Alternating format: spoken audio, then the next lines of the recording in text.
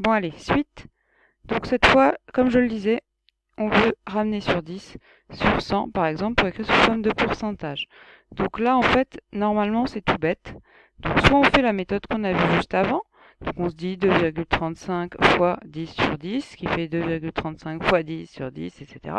Soit on se dit, si on veut sur 10, ça veut dire qu'on veut combien de dixièmes. Donc si on veut des dixièmes, vous savez que quand vous faites votre tableau, vous mettez les unités. À côté, vous mettez les dixièmes à droite et à côté, vous mettiez les centièmes. Ne confondez pas avec les dizaines et les centaines. Donc, les unités sont toujours séparées du reste par une virgule. Donc, ça veut dire que ici, j'ai 2,35. 2,35, ça se dit aussi 23,5 dixièmes. Donc, 2,35, c'est 23,5 dixièmes. Pour 3,5, c'est la même chose. Unité, dizaine, dixième, centième.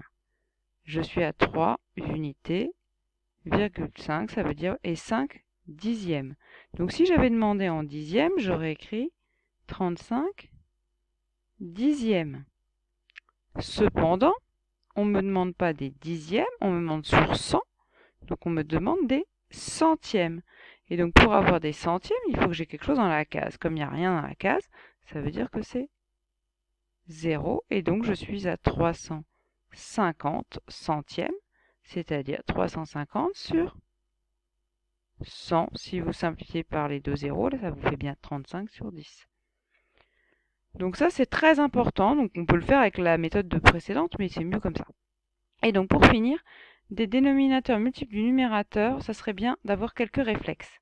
Donc 36 sur 3, normalement, si vous savez que 36 c'est un multiple de 3. 6 plus 3, ça fait 9, donc tout va bien.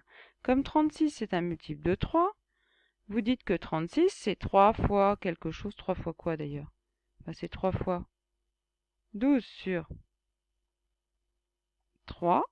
Et immédiatement, vous dites que ça a fait 12. Il n'y a pas de 12 sur 1. Il n'y a pas d'histoire de diviser par 1. Vous divisez 36 par 3, ça fait 12.